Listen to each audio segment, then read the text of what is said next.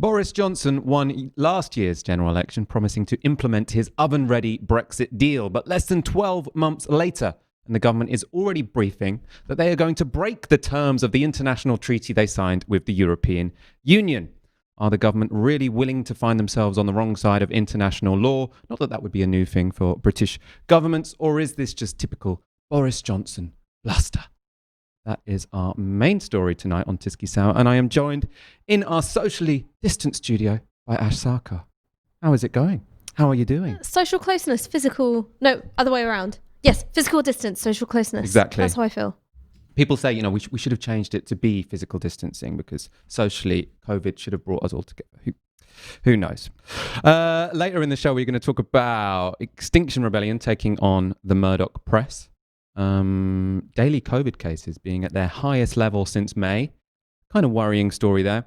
And Mark Rashford owning a Tory MP who was dumb enough to get in his mentions and say something silly about hungry kids, which is not what you should do if you're a Conservative MP, although it is very much in their style. We're going to go straight onto that first story. First of all, share the show link.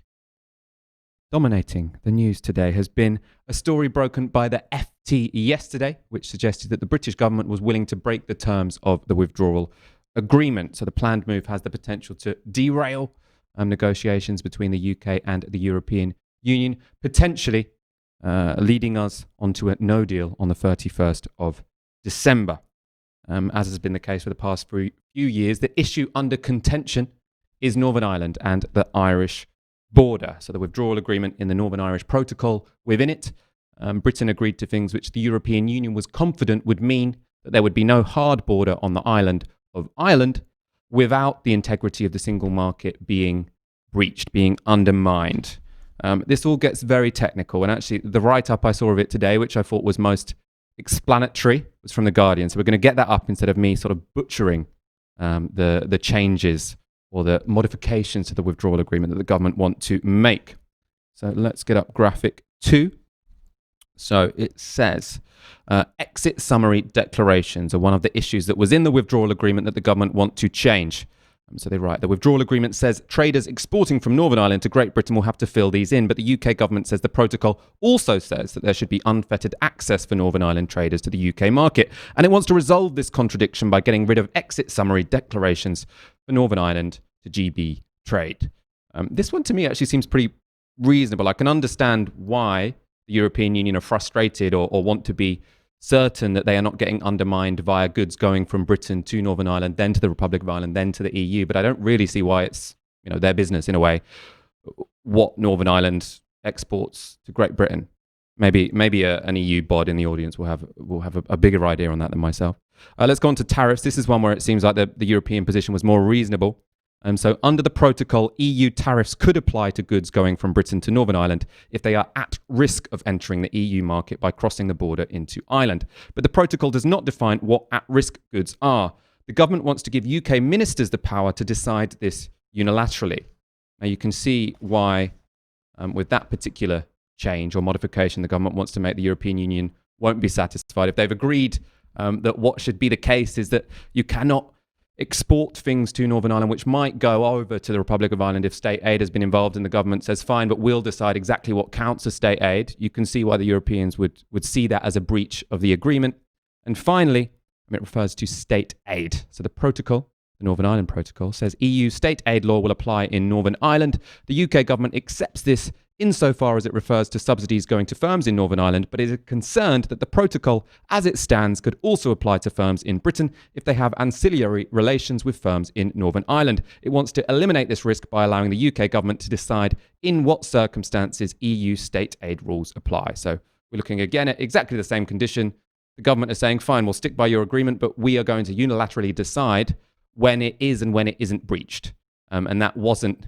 if you go deeper into the agreement, they say we will mutually decide those things. The full bill is going to be published on Wednesday when the full details will be known.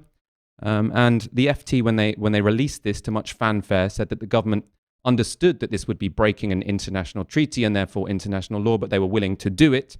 The government, since this leak, have sort of changed their story. Now they are suggesting that they are not going to break the withdrawal agreement. They're just going to take advantage of certain ambiguities within it. This is George Eustice, the Environment Secretary, speaking to Kay Burley on Sky this morning.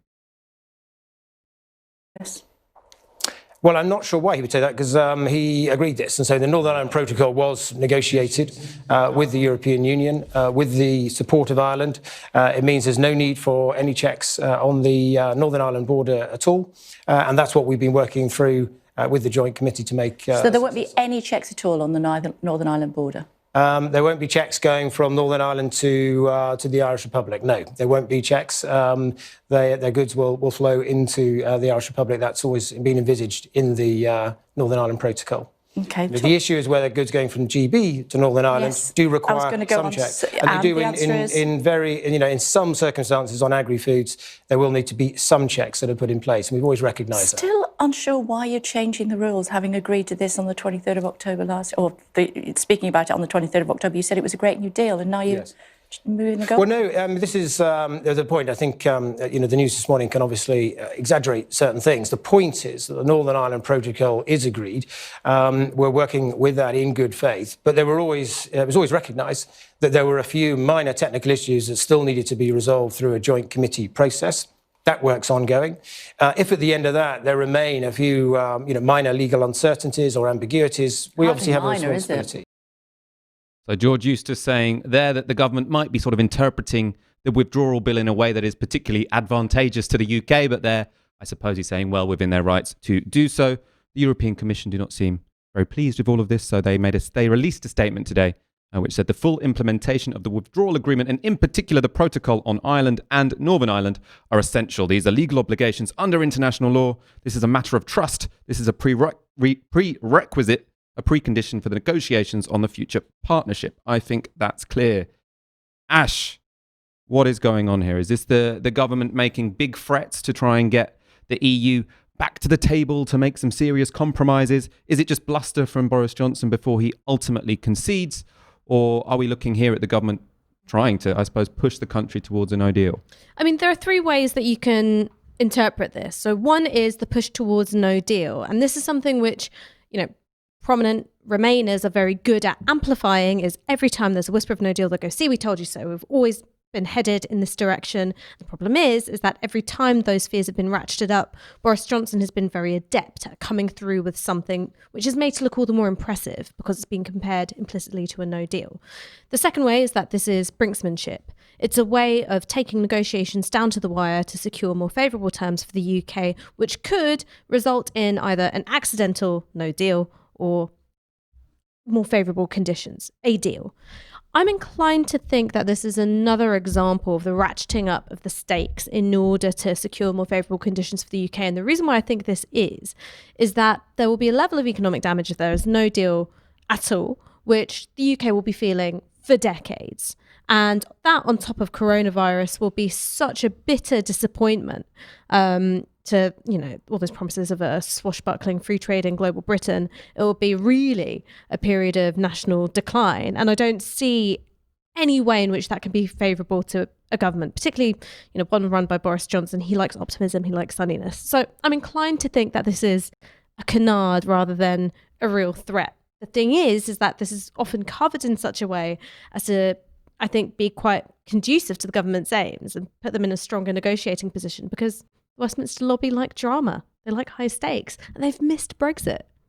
I mean, it did work out for them before, right? So there is a lot of, I suppose, maybe bad memories of the period of time towards the end of 2019 when the government was saying, we're going to play hardball, we're going to get some concessions from the European Union. All of the Remainers, and indeed the Labour Party, were saying, no, you're not. You're going to be heading towards a no deal. There's no way you were going to resolve this issue with the grandstanding that you were doing. I mean, I think what the government have probably learned is that a bit of grandstanding can work. It's not like they got radical changes to the withdrawal agreement, but they did get some. The thing is that Boris Johnson is really, really good at political messaging. And this is the thing that we always forget. And I think it's because we're inclined to see him through an almost like instinctively anti-populist lens of he's not across the detail, it must mean he's bad at his job. What you've got to clock is the job that he's actually doing. So he came back with a deal which was not really, a Spartan's wet dream, right? It wasn't the hard Brexiteers' hard Brexit. It was a bit more tough than Theresa May's deal, but it wasn't so different in so many places. That would be that really extreme vision of Brexit that someone like Steve Baker might want. But he was able to do two things at once. One was to sort of please those, really hardcore Eurosceptics in his own party, while pleasantly surprising people who were, perhaps that little bit keener on having a closer alignment with Europe. And because there'd been this sort of countdown to no deal, it also looked quite good to the country. And so regardless of what you think the detail of this deal is and what you think would be best going forward in terms of a relationship with the EU, he's pretty good at getting national opinion on side. And I think that this might be another occasion of that. You know who I'm pleasantly surprised by, actually? Me. You? Well, I'm not surprised by your pleasantness. Oh. I'm pleasantly surprised by Keir Starmer, who has stayed silent, which I think is probably a good idea in this case. I've been very pissed off when Keir Starmer stayed silent about renters being screwed over by their landlords. I was very pissed off when he was silent about people being bullied to go back into work and to go into pubs, etc. And I was very pissed off when he didn't really say much when one of his MPs, a black MP, got stopped by the cops for the third time in, I think it's 5 years. But not saying much when the government is having a standoff with the European Union over state aid rules, I think is probably quite sensible, because I don't think there is much to gain for the Labour Party in politicising this. I think the Labour Party have taken the line. They've said they'll get a deal. We'll wait to see what the deal is. It's their problem. If they get to a no deal, it's their problem. We're not here to take the side of the EU in this particular debate, which I think is probably, politically the sensible thing to do. But he's also got the room to do. The reason why Labour were so screwed over Brexit is because it was a wedge issue. And it was a wedge issue between their electorate and their membership, or parts of their electorate and the majority of their membership. Now there's not really an interest, I think, in deepening that divide. Keir Starmer's got a lot more friends in the mainstream media. They don't want to see him hauled over coals in quite the same way, or at least not yet. So he's got the room to be silent. You've got, economists like Sonia Soda praising him for his reticence, whereas before they were absolutely castigating Corbyn. So it is also having the room to sort of play both sides and be strategically. That's interesting. I think that's very much right. He's got the political space to do it because he's not Jeremy Corbyn. If Jeremy Corbyn was here saying, I'm going to let Boris Johnson move towards a no deal, if that's what he wants to do, I'm not really going to intervene because there's no political capital to be gained, you would have people like Alistair Campbell saying, this man is, completely abdicating his responsibility as the leader of the opposition, and he is responsible for whatever happens next, even if intervening brings down his career, which is what Alistair Campbell wanted all along. The editorial team at The Observer would personally turn him into a ventriloquist dummy to get a line out of him. Whereas, Keir Starmer's got room to breathe. Let's go on to our next story. We haven't talked about Brexit that much for a while. And again, I wonder when the next time we're going to sort of devote a whole half hour to Brexit is. There used to be so many of our shows, it'd be sort of like an hour's debate on Brexit. Now we just sort of mention it for 10 minutes and move on. I'm kind of over it. Are you kind of over it? I'm so over it. There are 1,200 of you watching. We're still not quite reaching the figures when we were at 8 p.m. I think that's because not enough people know we go live at 7 p.m. now. So do make sure you share the show link and give us a like because it helps us in the algorithm. Okay, next story is about Extinction Rebellion. Environmental direct action group Extinction Rebellion carried out their most audacious action yet, blockading various printing presses owned by Rupert Murdoch. The blockades, which involved activists lying in the road and also climbing on sort of these structures made out of scaffolding that they built themselves. That's a sort of effective tactic because it means that the police are a bit worried about bringing you down because there's some safety issues there. I think actually we can get some images of this protest up as we're talking about it. So these prevented the distribution of The Sun, The Times, The Sun on Sunday, The Sunday Times and The Scottish Sun in many parts of Britain. And the Telegraph and Mail, which are printed in the Murdoch-owned presses, were also affected. So there you can see those people blockading the roads and people who've sort of erected that scaffolding, which meant that the police, when they arrived, sort of spent, I think, about sort of 5 hours sort of assessing the situation, which is very normal in terms of direct action taking place in a liberal democracy like the UK. But obviously, the right-wing press and the Conservatives have sort of said, no, we want a more militant, vicious police, which sort of just, drive pickup trucks into the scaffolding, and if some hippies die, so be it. That's kind of the attitude you're seeing from the right-wing press at this point, because they are particularly annoyed because it's affected their business model. Let's take a look at how Extinction Rebellion justified the action. So what they've said was the message they are trying to get across. So in their press release, they said, the right-wing media is a barrier to the truth, failing to reflect the scale and urgency of the crisis and hold governments to account. Coverage in many of the newspapers printed here is polluting national debate on climate change, immigration policy, the rights and treatment of minority groups, and on dozens of other issues. They distract us with hate and maintain their own power and wealth, profiting from our division. We can't move forward until this barrier falls. Predictably, neither the Tories nor the Murdoch-owned press were particularly pleased by this. They didn't take it very well. Let's get up Boris Johnson's statement in response to the demonstrations. He tweeted, "A free press is vital in holding the government and other powerful institutions to account on issues critical for the future of our country, including the fight against climate change. It is completely unacceptable to seek to limit the public's access to news in this way." And in The Sun, Tony Kavanagh, one of their columnists, said this was a dagger aimed at our system of government by consent. So, Ash, I'm going to go to you. This is, I suppose you can see the success of this action by the people it's pissed off, and it's pissed off all the right people. You know what? XR are like the bad boyfriend of my life. So they do something like say, we're not socialists. They go out and they do the plastic bag dance, and I go, it's over. I'm done with you. I'm walking away. And then they do a really decent action like this, where they've successfully identified a logistical bottleneck. They do something quite sick, clear messaging, and I'm like, oh, for fuck's sake. And I go crawling back. So this action is really effective. It's really effective because I think, as George Monbiot has said, one of the single biggest barriers to effective action on climate change is the media. And that's because the media, we don't have a free press. I agree. A free press is vital to the functioning of a democracy. So I think it would be a very good idea if we had one. So these sort of hollow appeals to the freedom of the press, which are completely detached from any critique of who owns the press, are so galling to me to read. And you look at the particular role of Rupert Murdoch in stymieing action on climate change. It's been particularly bad in the United States and particularly bad in Australia. When earlier this year, I mean, it feels like centuries ago, half of Australia was literally on fire. You had the Murdoch machine rolling out these quite conspiracist explanations for what was going on, blaming green activists for placing, limitations on brush clearing and so on and so forth. Rupert Murdoch is the media wing of the fossil fuel industry. And so I think it's entirely legitimate to interrupt the functioning of his business. I think it's not just symbolically important. I think it's practically important.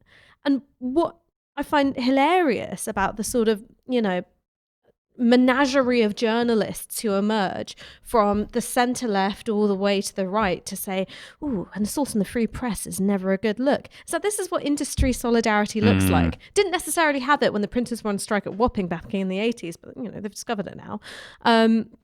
Because they know who pays their checks. They know who's responsible for paying their mortgage and keeping a roof over their head. They fundamentally don't want to challenge media ownership or how it works. Because one, it would mean that they would have to recognize that even when they're trying to hold someone like Rupert Murdoch to account, they are just another exotic display for the courts. And also that they are part of this machine as well, that they are part of the underreporting of climate change and the delegitimization of any action, any proportionate action, which could be taken to tackle it. I think it's really important you bring up the fact that so many of the people throwing their toys out of the pram about this action are directly paid by Rupert Murdoch. Obviously, someone like Boris Johnson is directly supported by Rupert Murdoch, but you also have literally his employees going out on the television saying this is a real threat to democracy. One of those is Julia Hartley-Brewer. She is the breakfast host on Talk Radio, which is a News UK Murdoch-owned outfit. She spoke to Sky over the weekend, sort of saying why this was an outrage, why direct action should not be undertaken in a democracy. The key thing is when we make comparisons with the likes of the suffragettes, we miss out a really key point. Is the reason why the suffragettes took to direct action was because they wanted the vote, because they didn't have the vote. Last time I looked, Green Party members, Extinction Rebellion supporters, all have the vote. There's no excuse in a democracy to choose direct action, which is basically just bullying people, as opposed to actually using the ballot box. If people people want to change the government, want to change what happens in terms of policy, it's really simple. You stand for election, you campaign, you get people on your side. And I note, of course, that that hasn't been that successful for the Green Party in recent years in terms of actual support that they've been getting in general elections. They're not able to persuade people. Extinction Rebellion, even less. That was Julia Hartley-Brewer speaking to Sky. Now, we can question her motive. She is employed by Rupert Murdoch. But I do want to take that argument seriously, because I think it will be one that, you know, many people in the country find convincing. This idea that direct action, the historical examples of direct action, which people always bring up, anti-apartheid, the suffragettes, the civil rights movement in the southern states of the United States, they were, well, one of the ways they were legitimated is because people said, look, we can break the law because legal means haven't worked because we can't vote. You know, these are people demanding a vote, and if you can't vote, then obviously you're going to have to try and make change by other means. Julia Hartley-Brewer saying, if you can vote, if there's nothing in the democratic process formally stopping you from getting your way, then it's just bullying to break the law to get your way. Or what's the response to that? I mean, it's complete bollocks, isn't it? And of course, if you're, you know, someone who is on the right, you would say the only acceptable forms of direct action took place 100 years ago. Of course you would say that, because you're trying to maintain the conditions of the status quo and render them legitimate. The fact is that the electoral system we have is not fit for purpose. It's simply not. Some votes are valued more than others. If you're a young person, you've been forced to move to the city to look for work, your vote means less than if you live in a, you know, swing constituency. We don't have a system where all votes are treated as equal. And secondly, it presumes that you have the full range of choices on offer. Right? You don't. Broadly, you've got three parties which in various ways are being held hostage by the fossil fuel industry, and I include Labour in this. It's only very recently they had a half-decent climate policy. And then you've got the Greens. May as well vote Tory in the constituency that I'm in if you vote Green. So you don't have an equal choice in terms of who you cast your vote for at the ballot box. And direct action is an important part of the democratic process. It's not an interruption of it. And the other thing that I would say is that there are various forms of political activity which are not voting, which are part of a functioning democracy. And I would say that civil disobedience is one of them, though of course there's a huge amount of debate about what constitutes legitimate civil disobedience. Another one is strike action. Another one is a boycott. Another one is a picket. And I think that it's no surprise that these are all forms of action which have been curtailed in recent decades by increasingly draconian forms of legislation. And the reason why they're targeted by draconian forms of legislation is because they work. No, I mean, I totally agree with that. And I think especially that last point to say that even sort of liberal theorists, Julia Hartley-Brewer tries to make out this is a left-wing extremist thing to do, to think that you can break the law if you don't agree with them at that point in time. But even people like John Rawls, like a really vanilla classical, he's not really a classical liberal, but a classically respected liberal. He argued that civil disobedience was justified as a means to get your message out there if you think that a particular issue is being ignored, to get it sort of attention in civil society. And I mean, his sort of liberal version, which I'm sure many, some leftists will probably disagree with, is he says it's only legitimate if you, I suppose, make it public that you're going to do that, and then you face the consequences. Because he says if you are willing to face the consequences, then you're working within the legitimate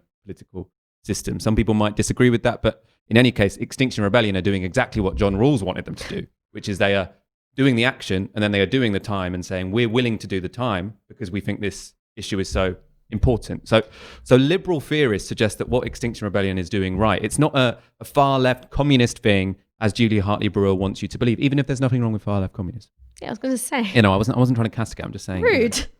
But also the last thing I would say, and it comes back to the ownership of the press, right? Which is not every participant in this democracy is equal, right? Some people are far more equal than others. Rupert Murdoch being one of them. And so I think that it comes back to this, for me, a question about all politics is communications, apart from communications, which is about power.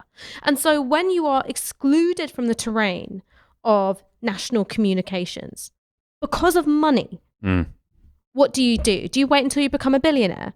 Hello, me, crusty hippie, I'm going to, sell patchouli handmade soaps until I become a billionaire, and then suddenly I can operate on the same level as Rupert Murdoch. No, use the tools that you have available to you. Exactly, and that's why they want tougher rules, because they know that direct action enables people without money to have some influence over the political discussion. And they'd prefer it to be just you have money, you can input into the political discussion. Everyone else should be excluded. That's the Rupert Murdoch position. And that's why all of these people are going out on television, making out that to take part in direct action, which breaks the law, is to be an anti-democratic extremist. It's complete bullshit. And we're going to go briefly to the Labour Party, because in terms of responses to this, we've shown you the Murdoch employees, we've shown you the Conservative leadership, both of those expected to rally behind News UK and Rupert Murdoch. Labour, I suppose when it comes to backing Murdoch or otherwise, the party's a bit of a swing constituency. And over the weekend, it became apparent how different the new regime is to the old one. So Diane Abbott was on Sky on Sunday morning comparing Extinction Rebellion to the suffragettes. She was saying civil disobedience, healthy part of democracy. Keir Starmer had a very different message. So his statement said in his press release, the free press is the cornerstone of democracy and we must do all we can to protect it. Denying people the chance to read what they choose is wrong and does nothing to tackle climate change. That message was echoed by Shadow Culture Minister Jo Stevens. And she received a response from Extinction Rebellion spokesperson Rupert Read. I want to get that up. So he said, so sad. Craven stuff from Shadow Culture Secretary Jo Stevens. People have the right to read the newspapers they want. Stopping them from being distributed is wrong. Labour are terrified of Murdoch. Oh, sorry, I should have made clear that was a quote from Jo Stevens.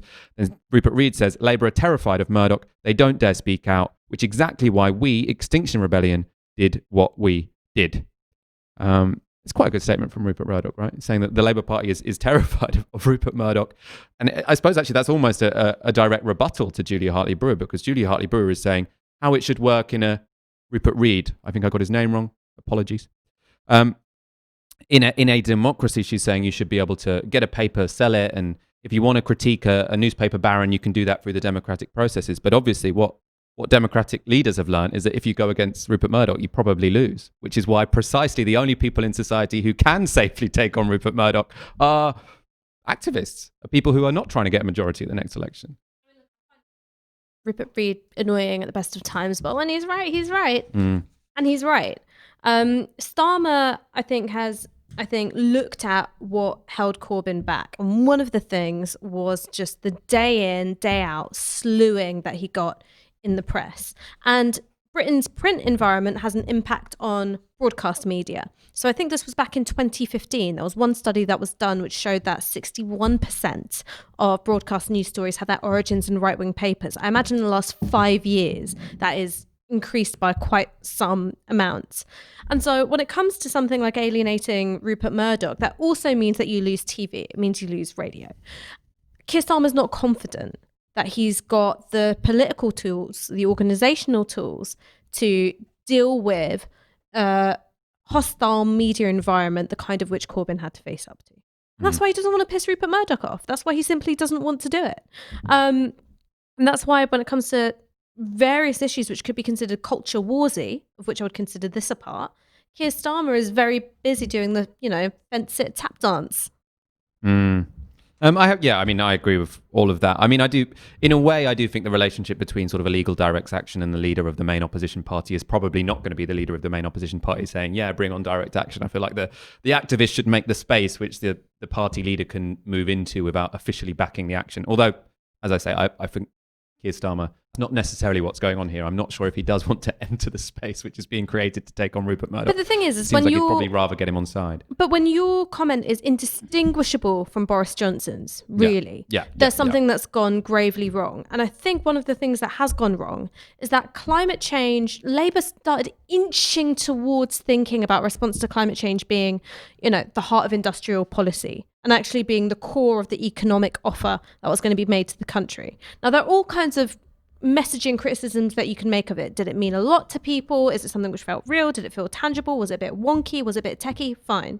But Keir Starmer's approach is so like corporate social responsibility, right? We all agree it's important to tackle climate change. It's with that same level of distance and hands-offness that you would see on a Christmas charity appeal. The idea is that it's not something which will affect us right here, right now. It's almost like a luxury add-on, bit save the whales that kind of thing, a bit lifestyle-y and not really central to our politics. And I think that indicates something about the direction of Labour's travel on this issue, which is gravely disappointing. Yeah, I suppose to maybe synthesize our positions, I'd say that whilst law-breaking direct action, you wouldn't normally expect it to be endorsed by the Labour leader, but what you would expect is the Labour leader to be helping create that political space. And that is a responsibility that Keir Starmer has not accepted whatsoever. He's just out there condemning it, and he isn't really creating any space to sort of raise the bar when it comes to reporting on and making policy about climate change, because he's ultimately kind of silent on it, right? I want to bring up one last thing before we move on from this topic, which was another story which broke. I think it started breaking last week, but there were some developments over the weekend, which is that the government, whilst they might go on Twitter declaring their passion for a free press, haven't really put their money where their mouth is when it comes to people trying to scrutinise them. And this has got the attention of the European Council, who have in fact condemned our government for their behaviour towards Declassified. Now, Declassified, some of you in our audience might have heard of them because they've been on our show a few times. Brilliant new website, investigative journalists who write articles which are critical of government actions with particular regard to foreign policy. Now, Declassified, they had been asking the Department of Defense questions about the war in Yemen. The Department of Defense asked, how do you cover these sorts of things? And Declassified sort of explained, and they haven't replied since, right? So the Department of Defense, it's become apparent, have a blanket refusal to reply to any questions from Declassified, which makes it much harder for them to write articles, because that's often how journalism is done. You ask the department for their statement, and then you get the statement of someone else, or you get certain information from here or there. The Department of Defense has said, you're hostile journalists, so we're not going to work with you. We're not going to collaborate with you. And you have seen this, I suppose, across this government. Any media organisation which might scrutinise the government, even in the most modest ways. An example is the Today programme on Radio 4. This is not a hotbed of left-wing activism.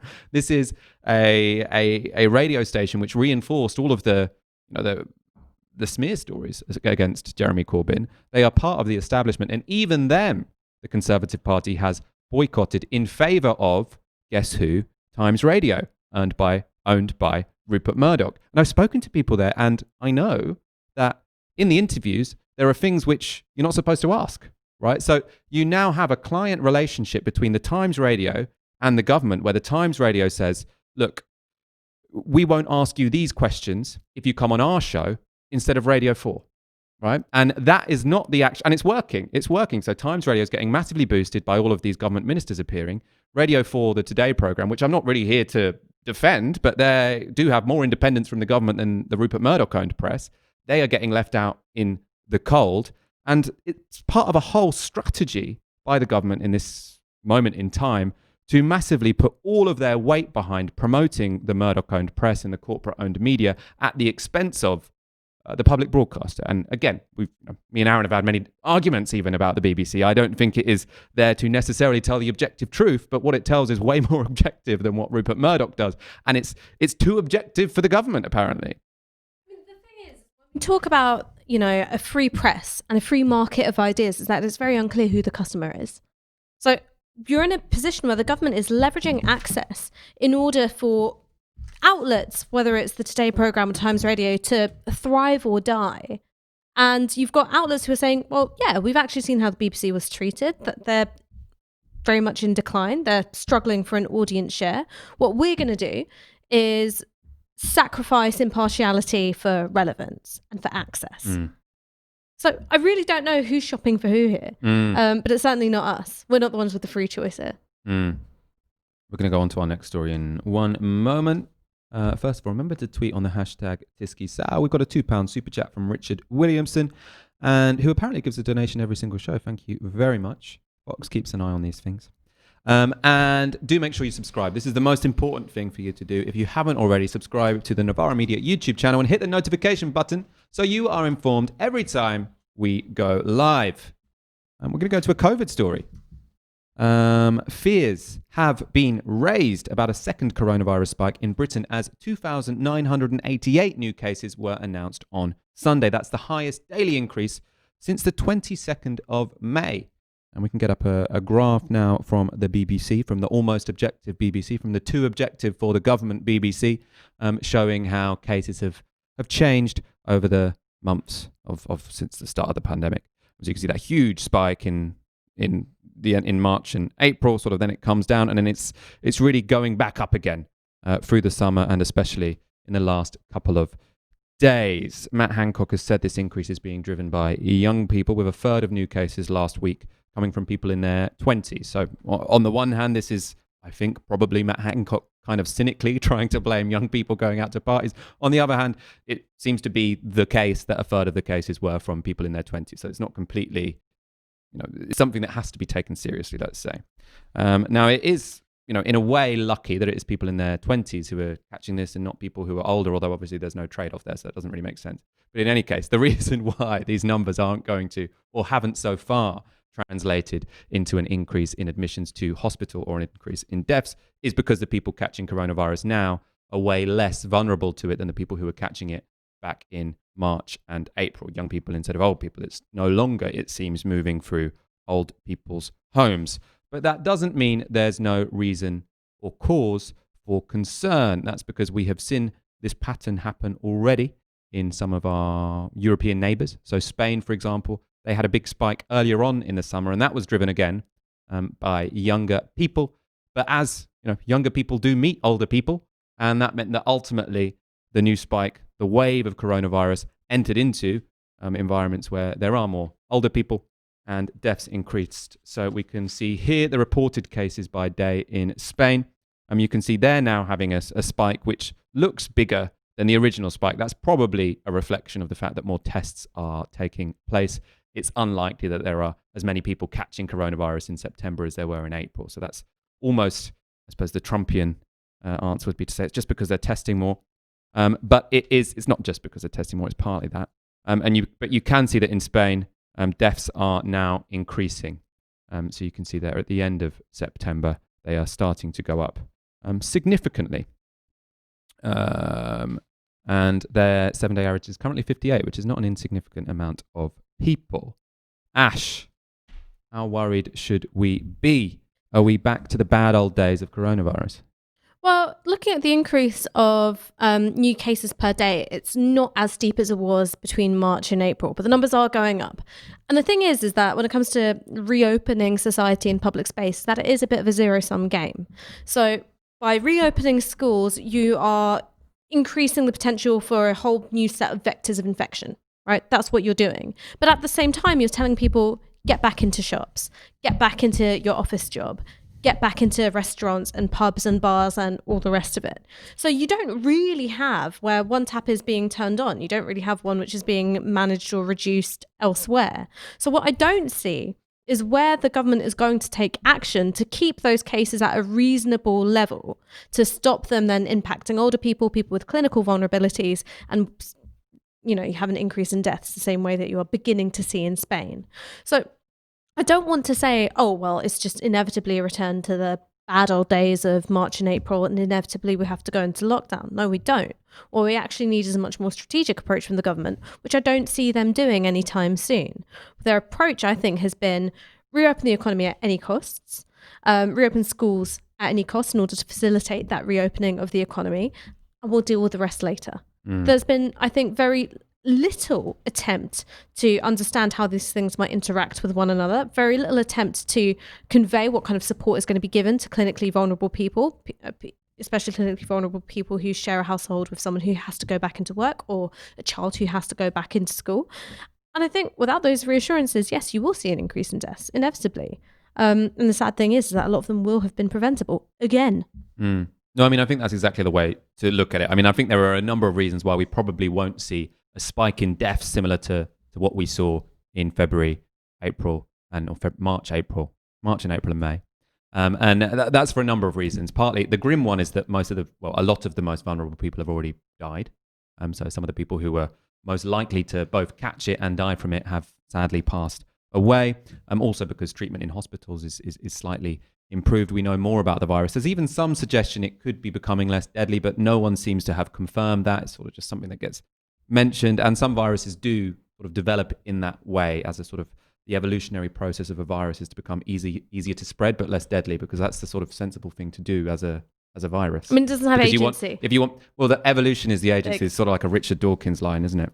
But yeah, I think you're absolutely right to suggest that even though we might not see, or we hopefully, fingers crossed, won't see the same kind of situation where we have over 1,000 people dying a day. Even the sort of 58 people dying a day that we're seeing in Spain is something to be incredibly concerned about, and something that should mean that we have a government which is a bit more conservative when it comes to opening up the economy, conservative of a small c, obviously. And we are already seeing some of the impacts of their rush to open up the economy. And this in part relates to schools. So schools have only been open for less than a week, and we're already seeing, we can get up a headline from the Liverpool Echo, that hundreds of children have been told to self-isolate in Liverpool. That's after 8 schools suffered from positive coronavirus cases. Dozens of schools around the UK are closing. And as you say, Ash, again, I don't think here the response should be, that means we should close all the schools. Because it's actually, really important for schools to open. There's a real trade-off here. We do want our kids to get an education. They're in a very sort of formative period of their life. But at the same time, if we're going to open the schools, that means we need to close some other things. And what we have instead is a government which is saying, whilst we need kids to go back to school, also we need all of you adults to do completely unnecessary things. Go to the pub, get half-price dinners, go to Nando's. Exactly. All to save industries which pay incredibly poor wages and which could ultimately be subsidized by the Treasury for the period of the coronavirus crisis. It doesn't make any sense. I just want to bring up a story from the NYT, because the big concern with this news that most of the new cases are coming from people in their 20s is that universities haven't even opened yet, right? And the government and universities in particular, actually my friends who work in universities have said it's partly the business model of Britain's universities, which mean they're quite keen for people to come back to campus because they make a lot of their money from renting out the digs. So they are saying to... The what? The digs. Student digs. Okay, all right. Dicks, did you think I said? Yeah. I'm sorry. That would be like a curveball conspiracy theory on Novara Media. Their universities essentially make most of their money from renting out dicks. No, they make their money from renting out student halls. So they've been really keen to get students back in. But obviously, it's very difficult to tell people, you're new to university. But one, you can say you're not supposed to go to parties. Obviously, like when you're in first year of university, you love to go to parties. But even... you're not allowed to meet anyone. I mean, how are you supposed to go to university and not socialize? You're supposed to just sit alone in your room, because at least when you're at home, you can maybe Zoom your friends who you already have. But at university, you have to go out to literally meet people. And the United States, where they've sort of encouraged people back to universities, is already seeing them having to U-turn almost immediately. So there are many American universities which, probably for the same financial reasons that UK universities did, really encouraged all of their students to come back to campus, to attend classes in person, often against the wishes of lecturers, of teachers. And lo and behold, there have been 1,200 people who've contracted the virus at Illinois State University, one university, over 800 at East Carolina University. This New York Times article just has this huge list of all the different college towns where coronavirus is sort of wildly moving out of control. But can I just say something really quickly? Is that we have managed to kid ourselves into thinking that only certain kinds of activity will spread coronavirus and other kinds won't. And so it seems that the government line, and this is true in America and it's true here as well, is that if it makes someone a profit, you're not going to get coronavirus. So there's money exchange at Nando's, you can't get coronavirus there. Money exchange in the cinema, when you go see Tenet, you can't get coronavirus there. But if you go to a rave, no one's really getting paid there. You're 100% going to die and pass it on to granny. That's not how the virus works. And the reason why this has also been a logic which I think has been so easily accepted by the public at large, and I think that's why we see that polling, which suggests that people are quite keen to blame each other, is because we want to believe that we've got agency and control over what's going on in a very individualized sense. We don't. The virus is still really fucking infectious. That hasn't changed. It's not changed just because we got bored. It's not changed just because we're in, an unprecedented economic crisis. Those facts on the ground haven't changed. What needs to change is our government's response. I think the other thing which needs to change is the way in which every single issue about safety measures in relation to coronavirus gets turned into a culture war. whether it's masks or schools reopening or going back to offices. And it's because we've got the world's dumbest media culture, which is keen to amplify government lines, and it obscures the consensus that really exists. There is a consensus that educational spaces should reopen as a priority, right? That children need to be back in schools for in-person teaching. That's a really good thing. But because it was presented as this yes or no, right? Do you want children to be illiterate for the rest of their lives, or do you want them to die? You ended up obscuring really important conversations about what are other countries doing. So you had a conversation about masks in schools, which was completely unmoored from a discussion of more successful countries. You had no question about, well, what do you do with bottlenecks on public transport, particularly in big cities? I remember my school bus journey, there was like 4, maybe 5 schools on that one bus route. There was no question of what kind of monitoring is there going to be about outbreaks and what's the action that's going to be taken in the event of an outbreak at a school. And there was very little discussion about how you're going to help teachers manage the demands of social distancing when you've got very limited space, right? The idea was individual head teachers and local authorities are responsible for that. And so I think because we've had such a dumb media conversation about it, it's let the government off the hook, and we've viewed things as an all or nothing. We're going to end up with both all and nothing. I want to bring in someone central to this debate. It's Matt Hancock speaking to Nick Ferrari. Mr. Hancock. Well, absolutely, you should if that's what your employer wants, and if it's COVID secure. And the vast majority of workplaces are COVID secure, and so that's a discussion that you should have with your employer. But we back people going back to work. It is safe to go back to COVID secure workplaces. Now, I have a take. This is a sort of behavioural science one. So we know that behavioural science, it's seemed, is bullshit.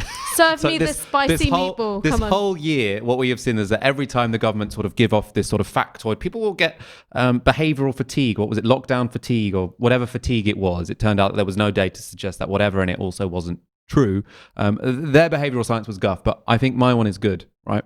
Which is that the government is asking students to sort of stop socializing, but telling businesses to continue functioning. And we obviously at Novara think that's unfair, but we think that's unfair because, we think that people's pleasure, people's learning, people's, well-being matters more than profit. But so do students. Young people in this country are socialists. So if you tell young people in this country that businesses are allowed to function as normal, but young people aren't, they're going to call bullshit because they're also socialists. Polls show they're socialists. That's why they voted for Jeremy Corbyn. So you cannot tell the country's 20-somethings that, actually business really matters, but your well-being doesn't, because they don't believe that. They won't buy that. So it is completely impossible for this government to keep businesses open and encourage everyone to go back to work, even if it's unsafe, and tell kids not to meet each other when they start university. It's completely incoherent.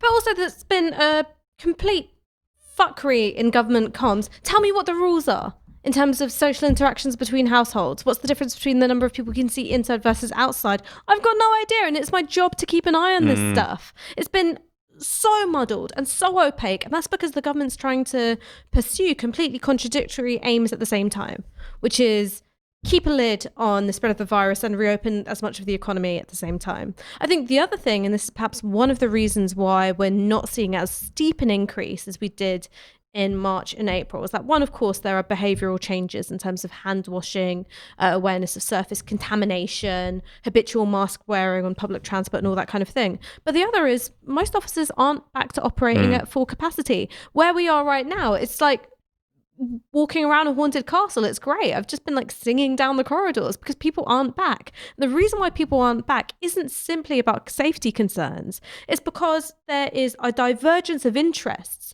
between the productive economy and the rentier class, right? The only people who think that commercial rents are a good idea are commercial landlords. Businesses don't want to pay them.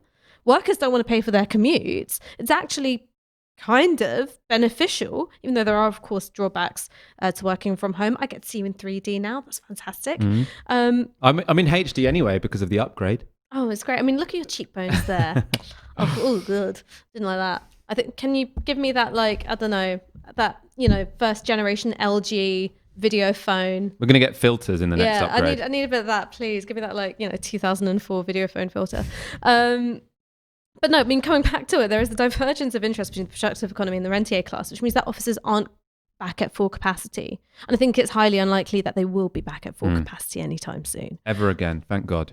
Inshallah. People have discovered a work-life balance, and however much the government want to save, well, I was going to say actually their landlord friends. It's not even their friends; it's their own property income, because half of them are landlords anyway.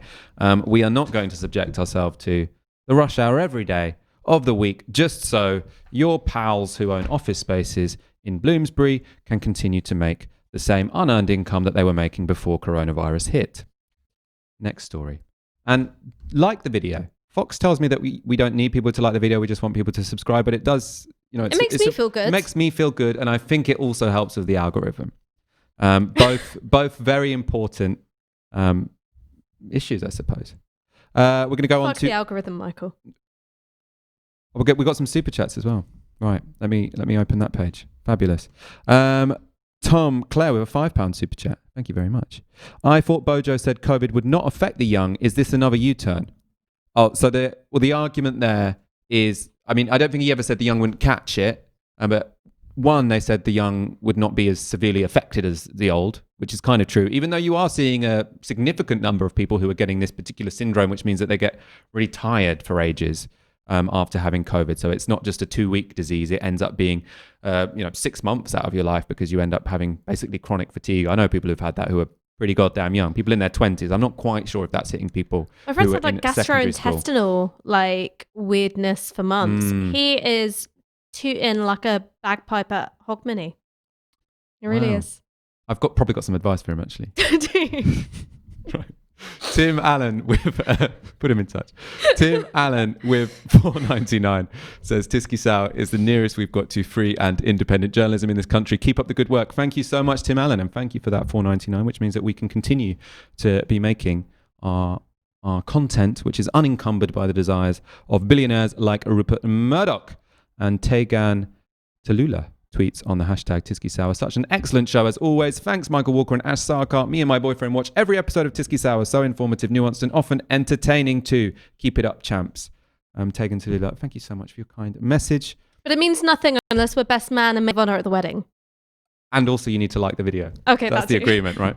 Okay, we're going to go to our final story, which is a lighter one, I suppose.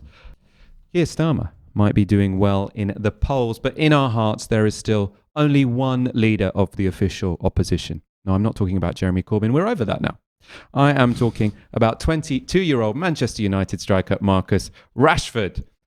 You will remember that in the summer, Marcus Rashford forced a U-turn on the government, who were planning to end free school meal vouchers during the summer, until Marcus Rashford sort of started a very high-profile campaign saying, no, I used to receive free school meals. It's a really important issue to me. Why would you be taking away vouchers for kids who will then go hungry? They ended up having to U-turn, but one Tory MP just doesn't want to let this issue lie. So responding to a tweet celebrating the number of people who use the Eat Out to Help Out scheme, which me and Ash talked about a little bit earlier, a Twitter user responded, undoubtedly a success, Kevin, and I'm sure warmly welcomed by the hospitality industry. Credit where it's due. Whilst we're discussing food, why does it take footballer Marcus Rashford to make a stand for the hungry children in our society? Is that not the government's job? A good point, saying you Eat Out to Help Out. You were very quick to help the restaurant industry, but you had to be dragged through... Is it dragged through the mud? I suppose that's not quite it, but you had to be really harangued into giving vouchers for kids on low incomes. Kevin Hollinrake MP replies, where they can, it's a parent's job to feed their children. Oh, so smug. Marcus Rashford then intervenes. I would urge you to talk to families before tweeting. To this day, I haven't met one parent who hasn't wanted or felt the responsibility to feed their children. Put to the side that this comment came from an MP, it's comments like this that prevent people from speaking their truth and asking for help. We need to start uplifting each other. I would have had the same response to anyone tweeting this. Ash, I'm going to go straight to you. Why, as a relatively unknown Conservative MP, would you believe you can take on one of the country's most popular footballers in a fight on Twitter? He should have known that he was going to get destroyed here, right? Yeah, but he's a prick. And he really believes this stuff. And there's no other way to put it.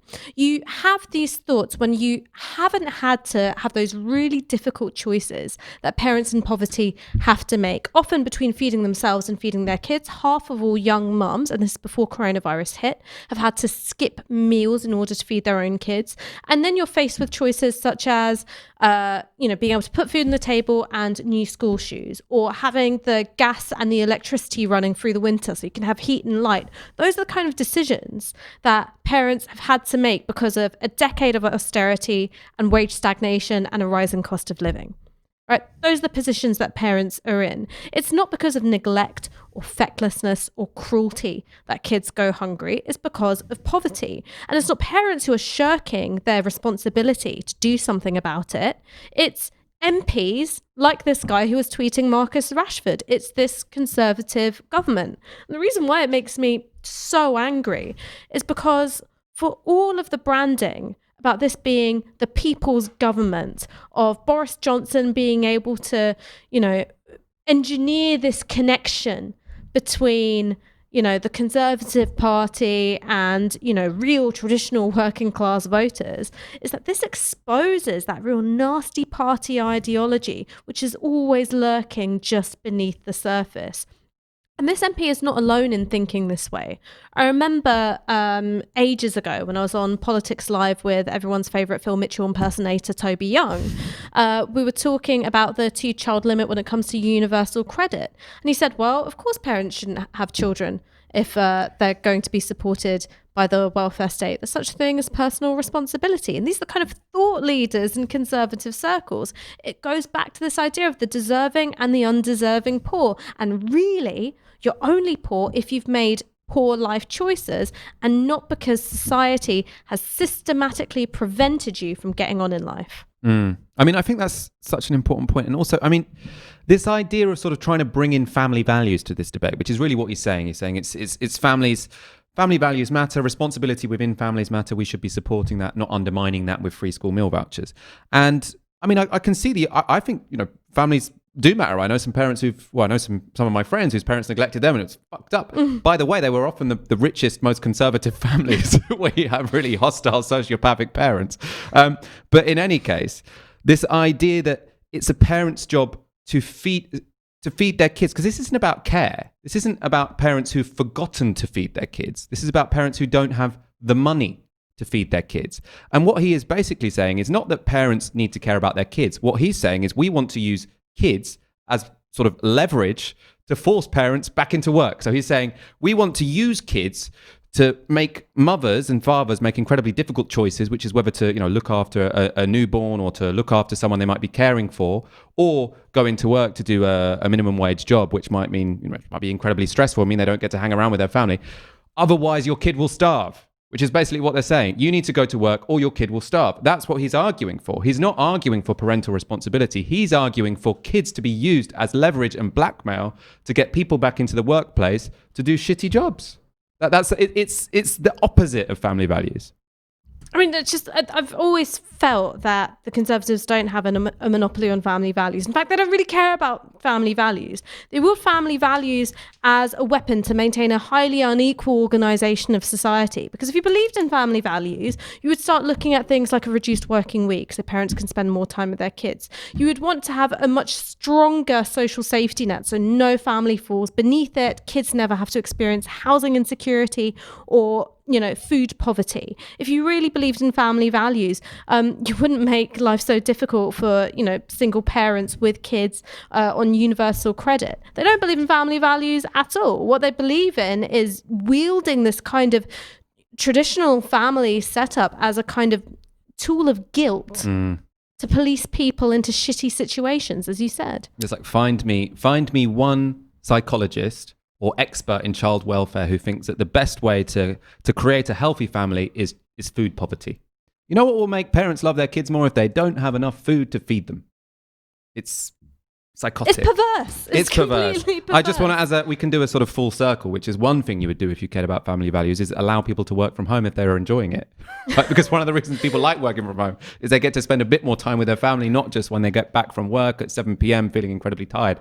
People can have lunch with them. And this is the kind of thing Tories are saying, no, screw your family, go buy a Pret sandwich so we still get our rental income on commercial properties in central London. I mean, on this, I remember really well, because my mum was a single parent and she worked when she was a newly qualified social worker for all sorts of reasons. We didn't have very much money. We were precariously housed for a bit. And I was a kid, so I didn't really understand what was going on. I didn't really know why my mum was so stressed. And I also didn't understand why she couldn't do things like come pick me up from school, why she couldn't be the parent that was on the school trip. And I would get really needy and cry and all of that. And my mum would then get even more stressed out because she felt like a bad mum for not spending enough time with her kids. It was really, really difficult. And it's because she had spent all of her time out the house working. When she was at home, she was completely consumed by money worries. And that's because she was doing, by conservative logic, the right thing of getting out to work and, you know, putting food on the table and all the rest of it. You know what? It was a really shitty family experience for those years. I mean, she did a great job with it. Well, she was huge fun on the weekends. Sorry, Mum. We have a back on Wednesday at 7 p.m. In the meantime, do please go to novaramedia.com/support and donate the equivalent of 1 hour's wage a month. Thank you for everyone for your super chats. Do like the video, do share the link, and we will see you on Wednesday at 7 p.m.